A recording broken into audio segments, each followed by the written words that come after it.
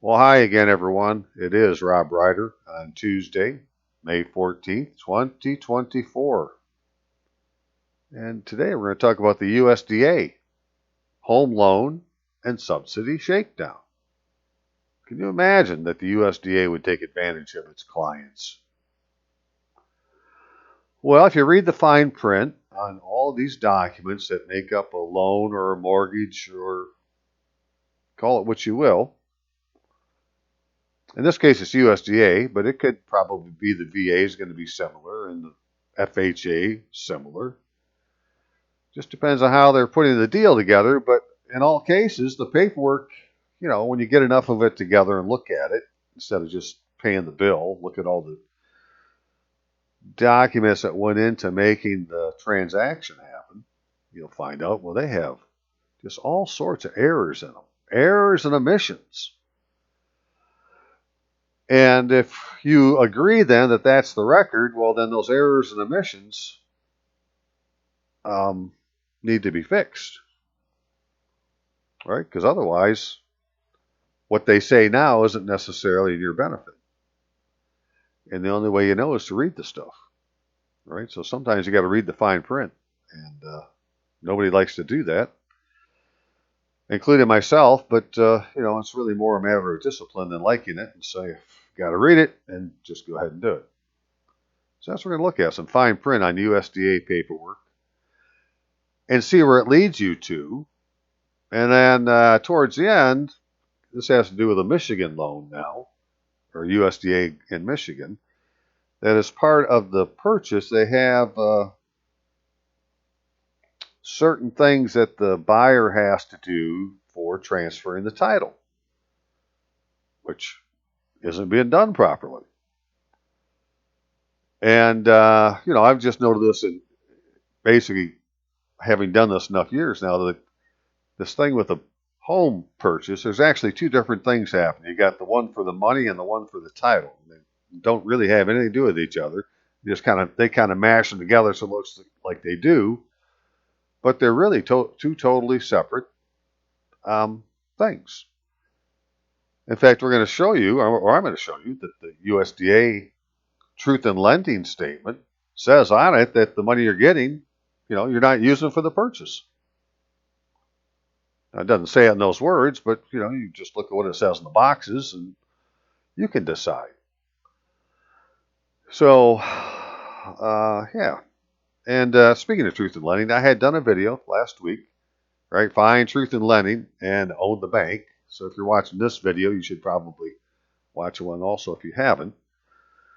But what I have found out is that the truth in lending form that I'm showing in this video, and that I'm going to show in this video I'm doing today, isn't used anymore in mortgages.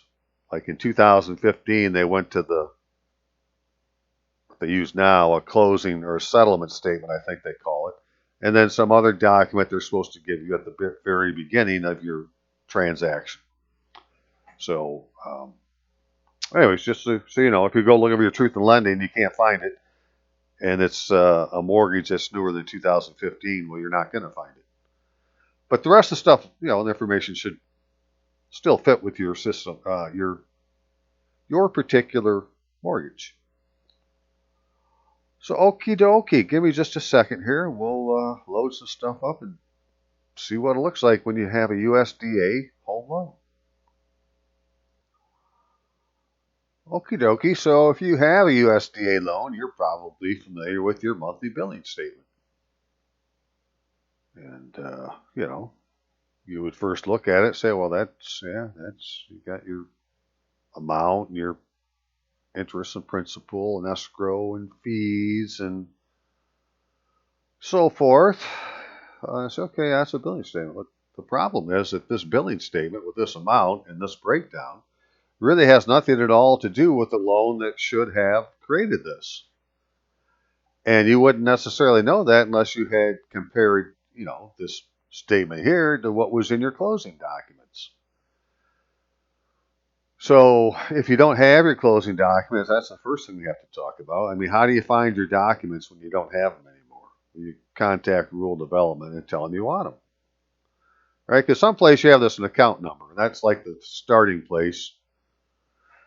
Whatever that account number is, it's got records that go with it. And because you're a party to the contract, well, you get to have a copy of all those records, and they would have to give them to you. And so you'd have to ask for them.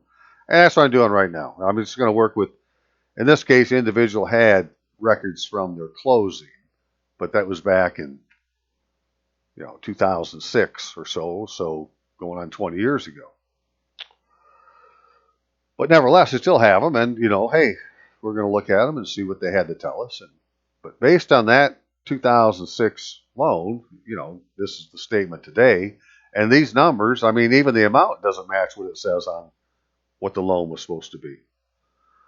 So there's already something fishy. It's like we got, at least possibly 2 different accounts going at one time.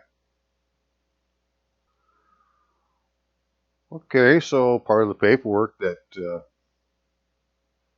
led to that billing statement from 2006 is this Truth in Lending Statement, which was a Form RD 1940-41, which is a nice thing about looking at these documents from the federal government, because they put all their stuff on forms, and it's really well done. It may not have good information in there, or somebody's using it as part of the scheme against you, but you can't blame the form. So, Form RD 1940-41, Truth in Lending Statement, which says this is a loan type 502, which has some significance tied to a law. I can go read the law, see what caused the loan to be available. You got your annual percentage rate, the amount financed, right? And so these are the things I went through in the last video I was talking about, Truth in Lending. But if you read what it says, the amount financed, the amount of credit provided to you or on your behalf, right? So it's going to give you 133,000 credits, which isn't the same as dollars. This is like right? This is credits, amount of credit is 133. Well, the dollar amount for the credit will cost you 215,000, right? So it's like an exchange rate. We're going to give you 133,000 credits for $215,000. Even though they're both using the dollar sign, one is denominated in credits and the other one's denominated in dollars. And, the dollar sign's used by like 28 different countries for their currency, so, it's got lots of uses. I say they shouldn't be combining them and saying, well, now your total payments because of that's going to be $348,000. Right? No, I borrowed 133. You said it's going to cost me $215. This is what I should be paying. That's all truth in lending stuff, right? But if you go one more block over, total sale price, the total cost of your purchase on credit, including your down payment of blank dollars, is nothing. It's blank. You're really not using this money to buy whatever it is that you thought you were buying. It's really that simple. But when you do it, you're going to make payments for 456 payments at $762 or $764.24. And they want an itemization. That's good. We'll take a look at that. And late charge. If a payment is late, you will pay 4%. Okay. If you pay off early, there will not be a penalty. All right. Assumption. May not assume the remainder of mortgage. Okay, so you can't transfer your mortgage. Yeah. So this is the itemization for this particular loan, right? So what this is supposed to be, you got a total of 133,000, and then all these numbers here should add up to 133,000. But there are no numbers. It's like the amount given didn't happen. The amount paid on your account, well, that didn't happen. Do you get any of the public officials to take care of the license and fees and so forth? Well, no, that didn't happen either. We didn't pay it to any other creditors, and we didn't pay for the house. All we have is a $110,000 prepaid finance charge. So they gave you a loan for $103,000. $133,000 and all but $110,000 is or $110 is missing. Where's your frickin' money that you paid $215,000 for? Right? That isn't going to be used for the house that you think you're buying. Well, then where's the money? I think we should try to find out. So apparently, whatever was going to happen was going to revolve around this thing called the deposit agreement, Form RD 402-1, where you have a depositor, you have a government agency, and you have the name of an address, savings and loan, also known as the financial institution. So let's see what it has to tell us. This agreement is made on date indicated above between the United States of America, isn't that interesting? United States of America, acting through United States Department of Agriculture. Didn't say United States of America Agriculture. Right? This is my thing, right? United States of America is not the same as United States. But nevertheless, United States of America, acting through United States Department of Agriculture, herein called the government, the above named depositor, which would be, the individual, and the above named bank, which is the financial institution. So in consideration for loans or other advances of funds made by the government and the depositing in the financial institution to the credit of the depositor in an account established pursuant to this account of monies derived from such loans or other advances of funds or monies otherwise attained by the depositor, it's agreed as follows. The depositor assigns, transfers, and pledges to the government, United States of America, the above-mentioned accounts and deposits made before or after this agreement. Well, I got to stop there. Made before or after this agreement, so you're telling me that the account already exists with that bank, and even though there's nothing in there, it's already there? There's something there, even though you didn't put the loan in yet? How could it be made before or after this agreement? There shouldn't be an account before the agreement. There'd be no reason. Unless, of course, the account we're talking about is, this is your Social Security number here, right? So basically, you're accessing your own credit. Hey, I wonder if that's what could be going on here. Okay, and conveys to the government a security interest in all monies deposited in this account as security for the repayment of any and all indebtedness now or later owed by the depositor to the government, United States of America, and for the performance of the obligation and agreements of the depositor in connection with such advances or indebtedness. Advances or indebtedness. Well, apparently they're not the same thing, right? One's just an advance of something like you have coming to you, and the other one is an indebtedness of the debt that you incurred. So if you're just advancing me in my own stuff, then there is no debt. Funny games they play here. No part of such deposit, account, or money shall be withdrawn by the depositor, and no withdrawal shall be permitted by the financial institution except on order of the depositor and the counter signature of duly authorized representative of the government. Notwithstanding any other provision contained herein, to the contrary, a financial institution will comply with instructions originated by the government directing disposition of funds on this account. And then all these other ones are things for the financial institution to be responsible for. Right? That this is really like an agreement written between the financial institution and the government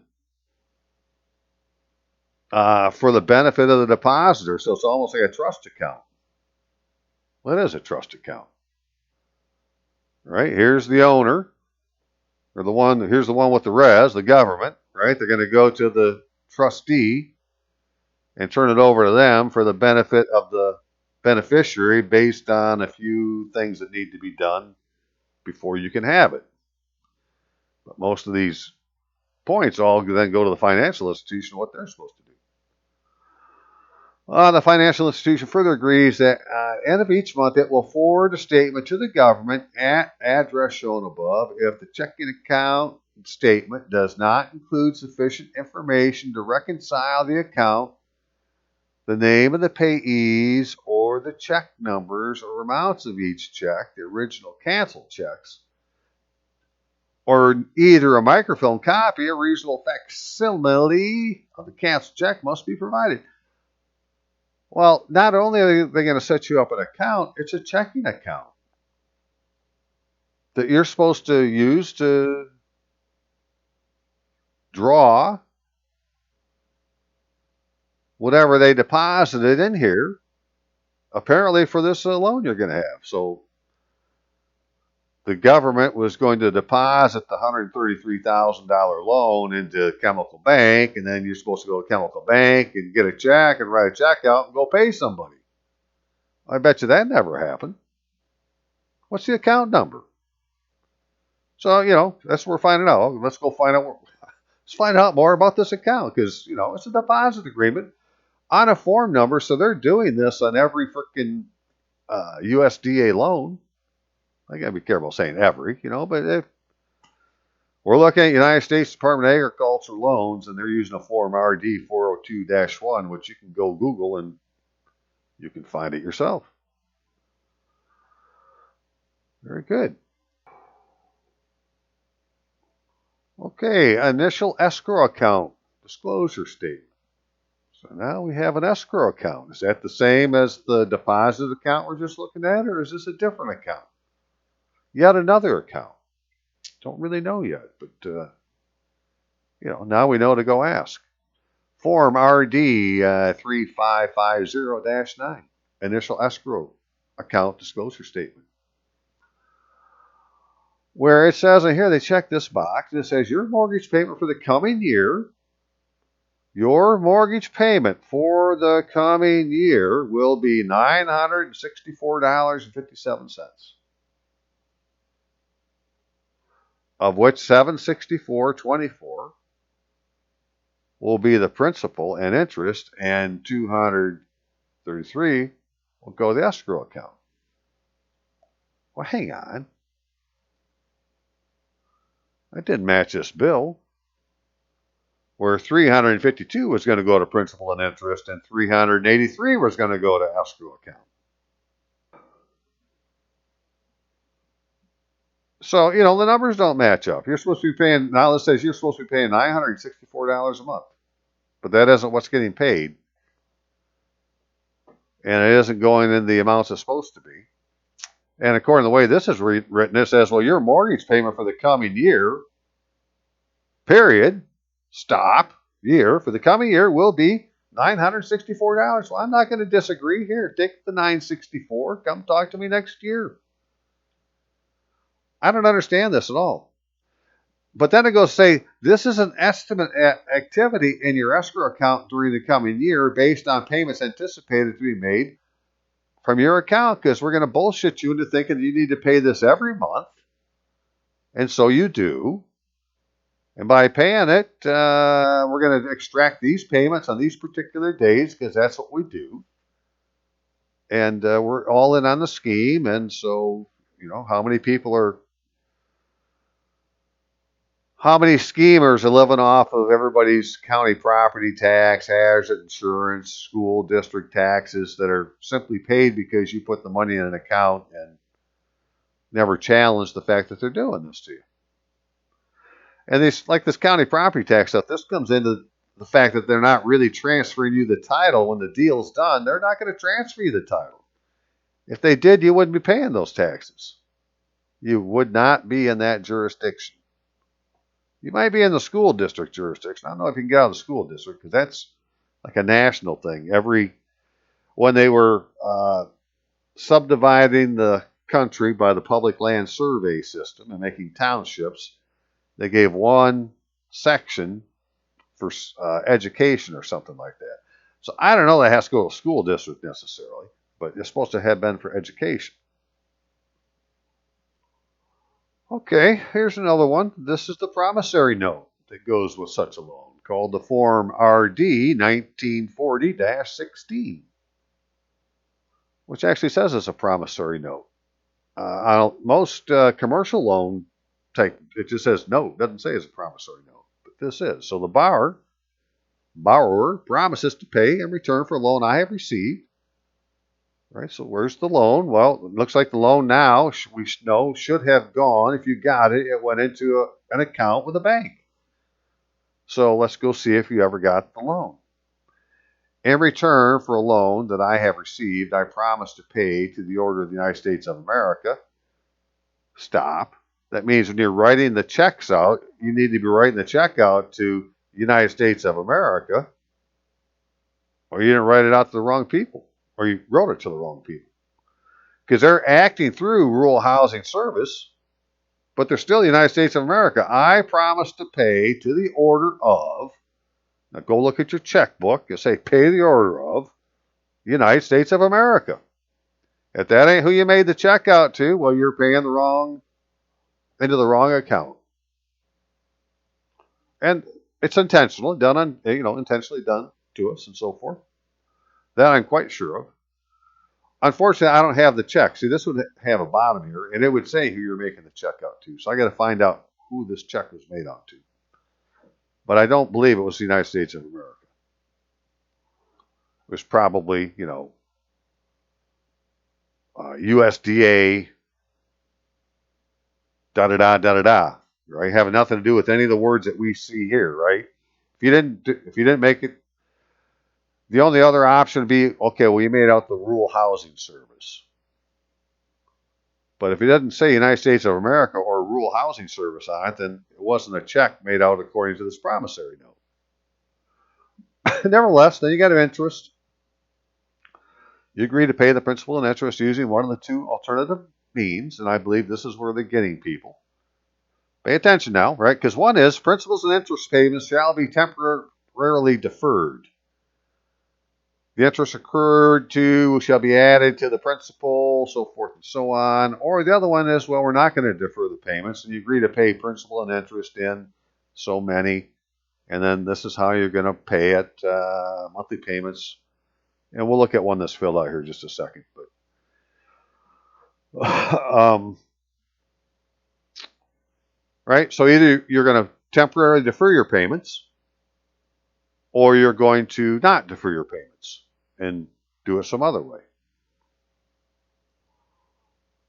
Yeah, so here's one of these filled out now, right, where they put in this date here and left these other things blank, and then they put in this here, like this is the way you're going to do it. And a monthly payment would be $764.24, which, that isn't the monthly payment that they're making. They were making $764.10. So the amounts aren't the same.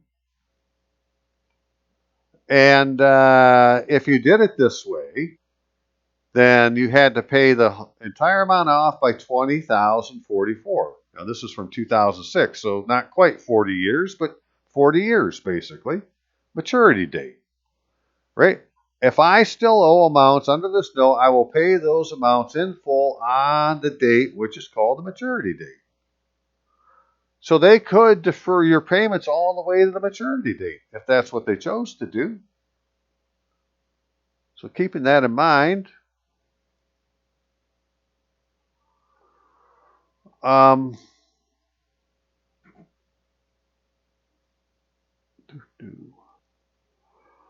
so apparently, even if you decided to do it the way that is in the box here, right, and something happened, you didn't make it, well, they would have the option then of saying, well, we'll just tack it on and change the numbers and, we'll defer the payment. They were willing to do it from the beginning to defer the payments. And we'll go back and look at this principle in just a second. But why is that important? Well, because they have this thing called late charges. If the government has not received the full amount of any monthly payment by the end of some days from the date it is due, I will pay a late charge. The amount of the charge will be blank percent, and I think we already saw it's 4% on one of the other docs we looked at, right, of my overdue payment of principal and interest. I will pay this charge promptly, but only once in each late payment. So if you're paying $746 a month in principal and interest, and you were going to be late, then you'd have to pay, and you paid 4% of that, then you could carry that all the way until, basically 40 years from the date of the frickin' loan, just paying 4% a month. And pay the late payment. And say you're going to have it deferred. And go ahead, put it all in. If you think you're going to be alive in 40 years, then you have to worry about it. If you just want to own the house for 40 years and let somebody else worry about it, well then, pay the 4%. Right? Don't pay the 746. Pay 4% of 746. It's what it's allowing you to do. I'm just saying that's what this is saying is you could pay a late charge instead. If you don't make the payment, make a late charge. And then if I still own under this note, I will pay those amounts in full on the date, which is called the maturity date. Make the monthly payment at the post office address on my billing statement. So, again, that's the part of the billing statement that was missing as well. Where are you making the checks out to and who are they going to? Principal advances. If the entire principal amount of the loan is not advanced at the time of loan closing, the unadvanced balance of the loan will be advanced at my request provided government agrees to the advance. The government must make the advance provided the advance is requested for an authorized purpose. Well, the reason you borrowed the $133,000 was to pay the principal off, which is what was going to cost you to buy the damn house. And that money's still sitting in this account. Right? Because it was a checking account. You had to write a check to get it out. And apparently it's has to be a countersigned check, countersigned by the government that they agree with it.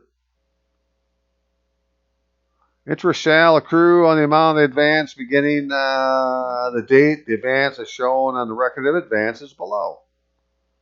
I authorize the government to enter amount at the date advance shown in the record of advances. Okay, so, even the first one would have been an advance. It's just if the entire principal of the loan is not advanced at the time of closing. So the first advance, they have this thing down here, right, would be the one at the time of closing. If there's not one in there, then no money's ever been advanced to you. And they're supposed to keep a running tally. So, this document then is still with the USDA because they're supposed to write in there anytime they make an advance to you. Borrower's right to prepay. I have a right to prepay. That's fine. Okay. Full payments, partial payments without paying any prepayment charge. The government will use all my prepayments to reduce the amount of principal I owe under this note. Assignment of the note. The government may at any time assign this note without my consent. If the government assigns the note to make my payments to an assignee of the note, in such case, the term government will mean the assignee. So if China bought the note, that makes them the government? Is that what you're telling me? God. If the government assigns the note, now who's the government, right? Well, they told you the government is. I promise pay the order of the United States of America, acting through Rural Housing Service government. So if that is who you're making the check out to, then whoever you're making the check out to, if they were the assignee, which obviously had to be some kind of paperwork to prove that they were, but now they're the government. So did they assign the note or not would be something to find out. Credit elsewhere. I certify I'm unable to obtain sufficient credit, lease or sale of property.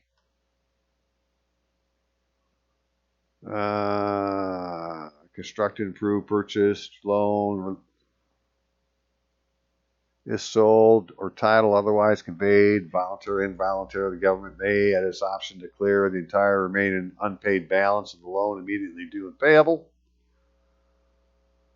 Government finance or private credit, if the government ever determined, then they would, tell you to go get some other credit. Subsidy repayment. I agree to the repayment, recapture of subsidy granted in the form of payment assistance under government regulations. And this is where the subsidy thing comes in, which I'll talk about more in just a second. But let's finish this up. Credit sale, private credit do not apply, classified. Okay, default. If I do not pay the overdue amount by a certain date,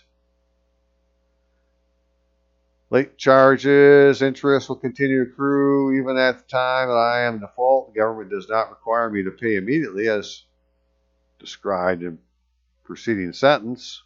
The government will have the right to do so if I'm in default at a later date. Well, if you're paying the late charge, you're not in default. Because it told you up here, well, if you can't pay the whole thing, pay 4% per month. So if you're paying that, well, I'm not in default. I'm doing what my fucking contract said. Notices and obligations and so forth and so on. Okay, so, subsidy. What the heck is that? Let's talk about that for a minute. So another form they have you fill out is the form RD3550-12, the Subsidy Repayment Agreement. So as required under Section 421 of the Housing Act 1949, the subsidy received in accordance with the loan under Section 502 of the Housing Act, right? Remember, this was a Section 502 loan. Well, that's Section 502 of the Housing Act of 1949. If you go to Section 521, it'll talk about subsidies. And it says it is repayable to the government, United States of America, upon the disposition or non-occupancy of the security property. Deferred mortgage payments are included as subsidy under this agreement. So before, where we saw you could defer the payments, well, if you did that, they were agreeing to it, but they're going to say it's a subsidy. And there's a chance that they're going to be able to have that repaid to them. So when I fail to occupy or transfer title to my home, recapture is due. If I refinance or otherwise pay in full without transfer of title and continue to occupy the property, the amount of recapture will be calculated, but payment of recapture can be deferred interest-free until the property is subsequently sold or vacated. It just said a whole bunch of what's going on in the world right there. Right? So if I fail to occupy, well, you're in the house, you're occupying, so it can't be that. Or you fail to transfer the title. Oh. Well, could there have been a problem with the transfer of title? Because in Michigan, they make the homeowner take a piece of paper down to the township to do this transfer. That's, and you're not an expert. You fill it out or they fill it out, they give it to you, you sign it, you give it to them. Pretty soon you find out, well, guess what? The legal description on that document that you just used isn't the same as the legal description that's on your warranty deed. You got, different legal descriptions being used for property that you're supposed to own. And you did it to yourself. Hopefully we get to that yet. So anyways, if refinance otherwise paid full without transfer of title and continue to occupy, well, that's what most people have done, right? If I refinance or otherwise pay in full without transfer of title and continue to occupy, the amount of recapture will be calculated, but payment of recapture can be deferred interest-free until the property is subsequently sold or vacated.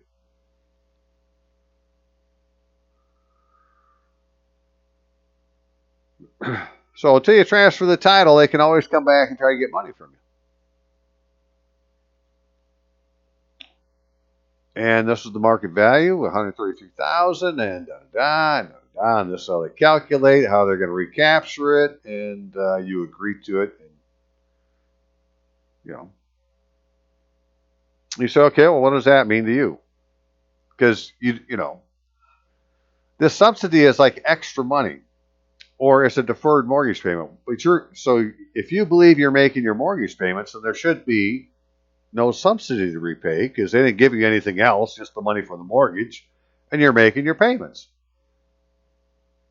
Right? They didn't say, hey, here's another another $40,000 for you to put an addition on your house or something. Right? They didn't subsidize you at all.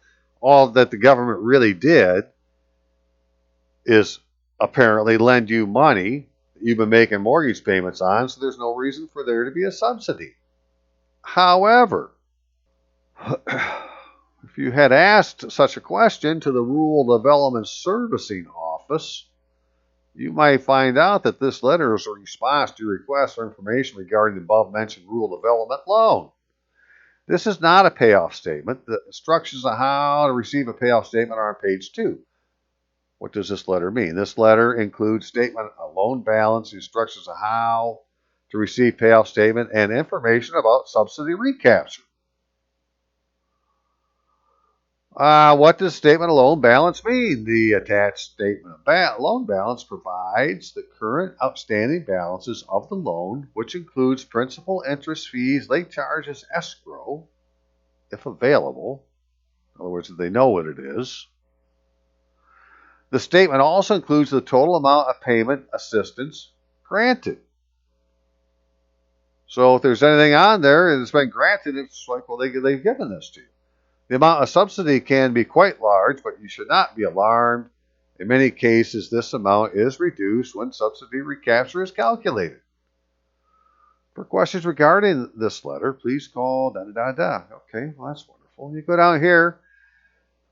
And so this is for the loan we looked at, the $133,000 loan, where it says the principal now is $100,002, interest and so forth. But there's nothing in here about escrow because maybe it wasn't available. But it says there's been $58,000 in subsidy. Well, this person didn't go get $58,000 more from USDA. Right? What that is they're, whether you know it or not, they are deferring your freaking payments. And you're paying into an account that has, because you're not writing your checks to the United States of America, you're writing to somebody else. Well, it's going into a different account. You know, maybe it's going into the escrow account. I don't know. What I do know is you're not paying, if you got, $60,000 in subsidies, there's something going on. You may want to find out where that money came from. So if you have a USDA loan, and, I don't know how you get this except to ask for it. What do they call it? Statement of loan balance. Right? You want the statement of loan balance. And if you see something there, well, then you know there's something going on. And if this was a subsidy and it was money granted to you, then it would have been put into the account that they created way back wherever the hell we were talking about. Where are you? Right? They had to put it in this account. Whatever they're going to give you is supposed to go into this account, and then for you to use it, you have to have like a countersigned check between you and the government to withdraw the funds to use it for something. And so if you never got a check book from, in this case, Chemical Bank West, then it never happened.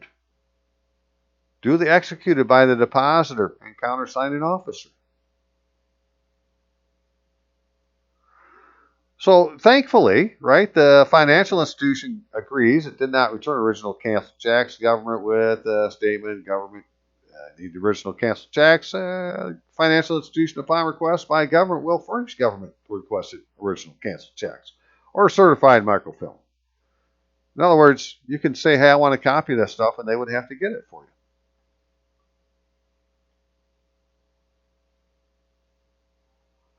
Right? The financial institution agrees to provide this service to the government with no fees being assessed to the government or the depositor's account for the service. So, go to the government and ask them to get the checks for you. And then finally on this, what is subsidy recapture? Subsidy granted by rural development to customers on loans approved after October 1st, 1979 is subject to subsidy recapture. This means that the property is sold, transferred, or is no longer occupied by the customer. All or part of the subsidy granted must be repaid to the government. So if you're making these payments into something and they're deferring the payment over here, when you get all done, you're going to have to pay again whatever the subsidy is. The amount of the subsidy is only going to continue to go up if it's caused by deferred payments. And we saw what they're doing with the person's check, right? This is like 14 cents less than it should be for a total. And then it's being split incorrectly, and half of it's going to escrow, but there's no evidence of any escrow money on the loan statement we were just looking at. Right? And 352, well, that's only half of what they're supposed to be. In fact, I'd have to do the math and see where we are exactly, but none of these numbers match up. This is, a complete shyster farce going on that has to do with the USDA and, Esquire schemers and bankers and the rest of the professional class that takes advantage of the rest of us. Before I close this, on this promissory note, I just noticed on the last page, 3-page document, they do have mail, first-class mail, if you could ever get that done, to the government. So that would be United States of America at USDA Rural Service, care of Customer Service Branch, Post Office Box, dot. Right, because USDA Rural Housing Service, I don't know if that was the same name is that the same as up here? Is that this one here? It is Rural Housing Service, but it's not USDA, it's United States Department of Agriculture. I guess if I was doing, I'm going to put United States of America on it. Anyways, I just want to show you, they do have an official address to contact people with. Because if you use something else other than this one, you may be talking to the schemer branch instead of the real branch. So you're on this deposit agreement. We go down here, it was United States of America. And they got whoever the agent was, Rural Development Specialist, USDA Rural Development. Well, that isn't the name of the agency. That's not acting through United States Department of Agriculture here in the government. Right? So on this one, it's United States of America, acting through United States Department of Agriculture. So we do have United States of America at the top and United States Department of Agriculture at the bottom, sandwiched in between all this other stuff. So I guess you could say that that's them. But the financial institution had assigned it, and neither did the depositor. So this is the copy they gave the depositor, right? So who knows if this was ever completed or not. And the only way you would know is, well, you need to get the bank's copy of these things to see what the bank is using. So whether we call that the settlement agent or the loan holder or whoever it is, somebody is holding the loan account and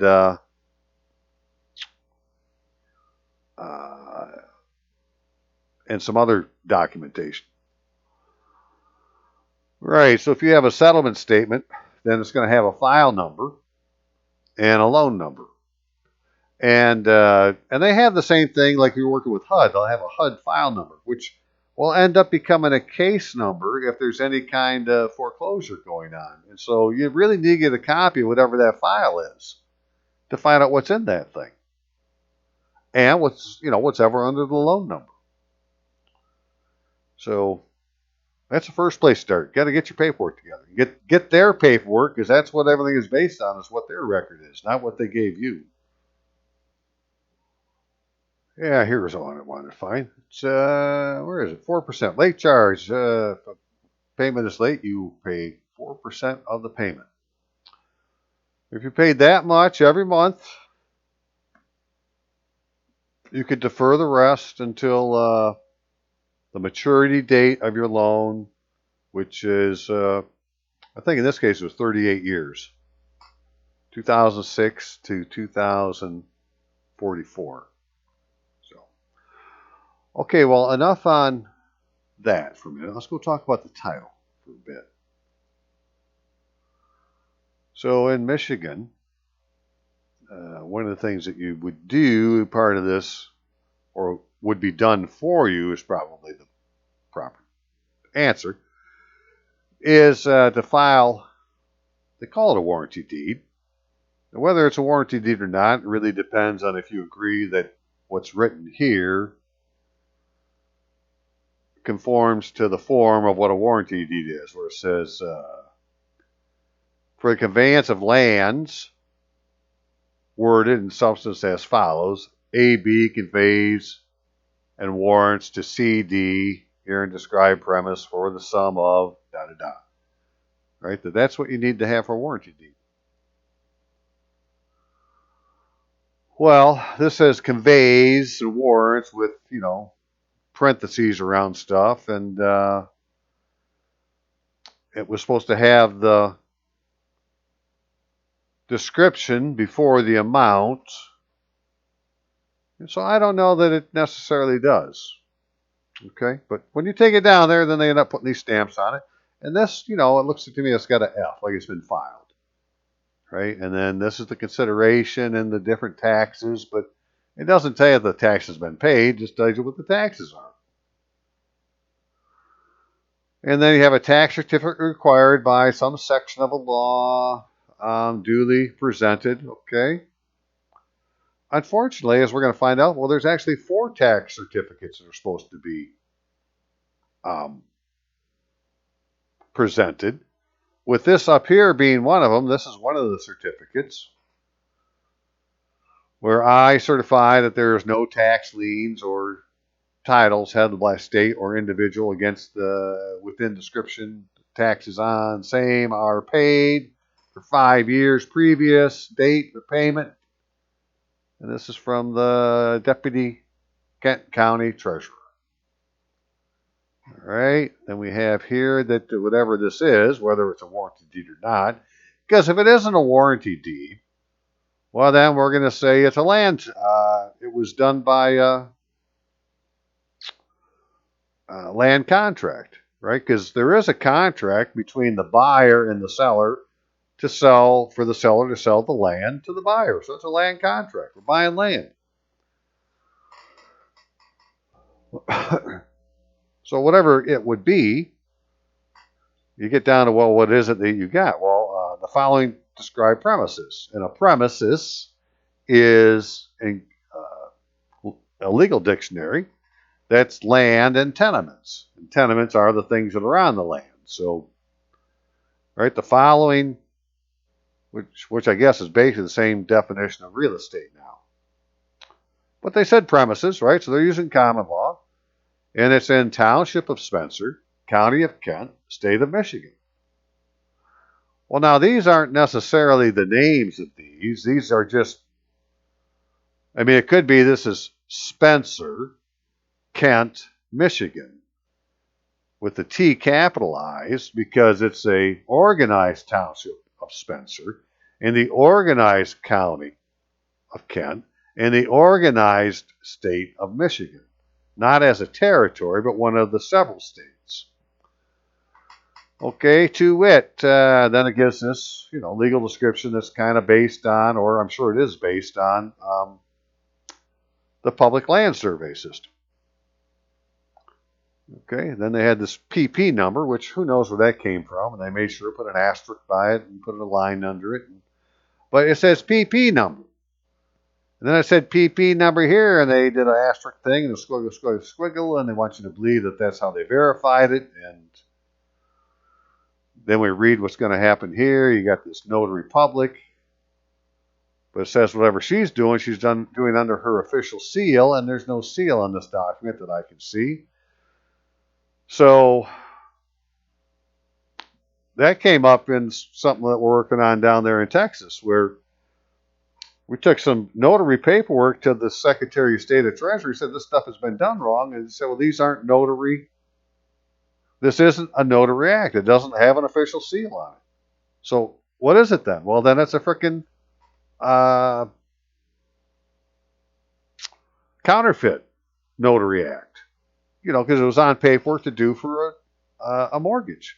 It's got the notary name and everything there, but it doesn't have an official notary seal. So one thing about Michigan, and I'm sure this is the same other places, if you had something like this that had the notary on there, like this, Robin August, you could take this to the county clerk's office and tell them that you want the certificate of authority for that notary. And they could go back through their books and find when this was done by the dates down here and find out this person, by the book, were they a notary at the time? If they did, then they could put their certificate on it with the seal that would say officially that this person was a notary. So that may be the official seal they're talking about, is that you have to go to the county clerk to get the certificate of authority, so you have a attestation that this person was a notary the day that this thing was put together. Funny how they do that. They kind of separate everything apart, right? Could have just do it all at one time, but if we separate it into 4 or 5 bits and you do 4 of the 5, well, you didn't get it all done, so, it's error and omission in our favor. Okay, that's that. So, continuing on. Then they want you to take this property transfer affidavit, right? This form must be filed wherever real estate, some types of personal property are transferred. It is used by assessors to ensure property is assessed properly, receives correct taxable value. It must be filed by the new owner with the assessor for the city or township where the property is located within 45 days. If it's not filed timely, a penalty of $5 a day for a maximum of $200 applies. So I'm saying in this case, well, one hasn't been done. You say, well, that was 2006. My God, $5 a day. But it's a maximum $200. But it has on there the street address of the property and then what the county is. And then, it said Spencer, right? It didn't say township of Spencer. It said Spencer, which is a township. Okay, let's said Kent. It didn't say Kent County or County of Kent. Right, so where we saw on here then where it just said Township of Spencer, County of Kent, State of Michigan. Right, it's just Spencer, Kent, Michigan. Then they turn right around, they say part of this section here in Spencer Township, Kent County, Michigan. Now, that isn't part of the legal description, but it may be like a Reader's Digest of the Reader's description, because, the Spencer Township, everything that they're going to talk about now is further described here using meets and bounds and so forth to find the exact area. But the Reader's Digest is, well, it's in the northeast quarter section of northeast quarter of section 34, Town 10 North, Range 9 West, Spencer Township, Kent County, Michigan. That's where you would find that particular survey township to locate the land in the land jurisdiction, which is Spencer, Kent, Michigan. Spencer, Kent. It doesn't say Michigan. I should probably put that here. Township, Spencer, Michigan, so we know where the hell it is. There's nothing on here that says what city or what town this is in, or state this is in. Nevertheless, then we get to the part that really matters. Block 6, where they say property identification number, your PIN number, or if you don't have a PIN, then attach the legal description. So if you didn't have a PIN, well, you could attach this and say, well, here's a legal description. But it has this PP number. And this PP number is what was put in here as a PIN. Now, because this was all filled out the way it is, I don't believe that the homeowner did this, right? This was done for them at the closing. And so somebody put that in to say it's the PIN number, but it's not a PIN number. It's a PP number. So, that may cause a problem down the road. You're not transferring the legal description that you purchased on the warranty deed to yourself at the local jurisdiction. You give them this other number instead that, as it turns out,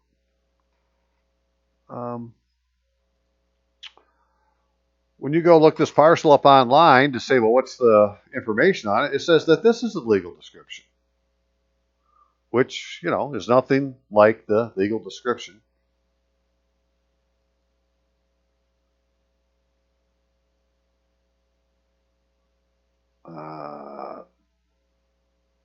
Cheapers in the warranty deed. Right? It's got some of the same bits, but it's not the same. It's obviously not the same, so it's not the same. But it's the one that's being used on taxes. So, you didn't go to the township and transfer to the township what it is that you bought and told the county that you bought. So there's a problem. And as it turns out, this tax certificate should have an S, tax certificates, but it's saying that one of them showed up. So a tax certificate required by Section 135 Act 154, Public Acts of 1895, duly presented, Mary Holling Rake, the Register. Okay, well, as it turns out, this Section 135, this Act and so forth is now in the General Property Tax Act at 211-135, where it says if any deed, land, contract, blah, blah, is presented to the Register of Deeds County for recording or filing, so they're different, the Register of Deeds shall require all of the following from the person presenting the instrument for filing. A certificate from the state treasurer or county treasurer stating whether any tax liens on the state individual against property sought. Well, we saw that at the top. It said there wasn't. It had that certificate. A certificate that all taxes due on the property have been paid for 5 years preceding the date of the instrument. Well, I guess we could say that's been done. A certificate from the city, village, or township treasurer, which the property is located. Okay, so we need at least one from the certificate from the township, and a certificate that all taxes, tax certificates, special assessments sold to the properties, city, village, township have been redeemed for 5 years preceding the date of the instrument. In other words, there's 2 more certificates from the township that need to be presented with the warranty deed to the registrar before the registrar will record the warranty deed. Until then, they're just going to file it. It's not been recorded. Right? So we got to get some more information, put it together, and take down to them, which obviously means you got to go back and do this damn form again. And, get them to agree with you, and they're not going to want to do that. Items 9 through 13 are optional. However, by completing them, you may avoid further correspondence. I'd leave all that shit blank and just attach the legal description and say, well, what part don't you understand? Because they want you to say, is it a land contract, deed, lease? How do you know? Well, it says warranty deed. Yeah, but it's not written like a warranty deed. So is it really a warranty deed? Or is it a land contract? Or is it other? I don't want to guess. I'm just going to say here. You guys figure it out. I know what I bought. I got a warranty deed for it. Right? I need you to give me my certificates. 2 of them, please, according to this law. And so that's the idea. I'm going to put this law in with the request and say I need something for C and D to take back to the registrar to register the deed or register the conveyance. We'll just call it a conveyance. That's the simplest thing. It's an instrument of conveyance. or for conveyance. And so if you're in Michigan, I'm talking specifically about Michigan now, that this thing with this affidavit, it doesn't matter how you got the mortgage. If you're going to transfer the title of property, you have to do this. So you'd want to download this anyways, right? It's the State Tax Commission, Michigan Assessor's Manual, Volume 3. And if you go in here to page 32, numbering of property descriptions, it talks about this idea of using a PIN number. Right, the SIDWIL numbering commonly referred to as a parcel identification number or PIN. And how if this was done, it would have been done at the township, and the township would have gotten authorization from the state to do what they did, right? Upon the approval of the State Tax Commission. So let me just read this. Parcel numbers are a supplement to the narrative description and not suitable for legal tax roll descriptions, except as provided by this public act, which provides for a system of real estate index numbers, which upon written approval from the State Tax Commission, may be used in lieu of narrative descriptions on assessment rolls, tax rolls, and tax statements.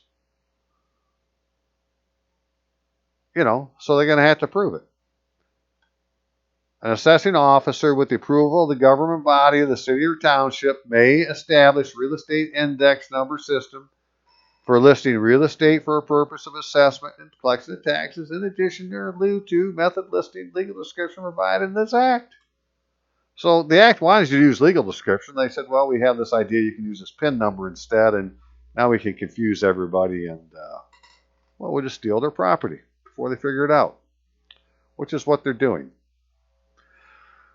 I'm just pointing out, there's two different things happening. The deal with the transfer of the title is completely separate from the deal with the money, and you got to attack them both. So that's good for today. I'm not, I'm not an expert on this. I'm just pointing out what things say.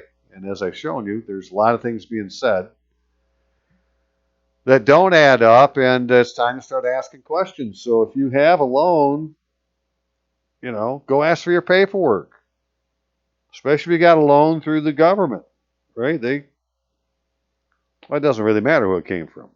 We got to find out where this money went to, because the government says they're sending it to a bank, and that, you're going to go write a check, basically, have it countersigned by the bank or by the government before you can use it to go pay for the property. So technically, you never paid for the house. Ain't that something? Okay, very good.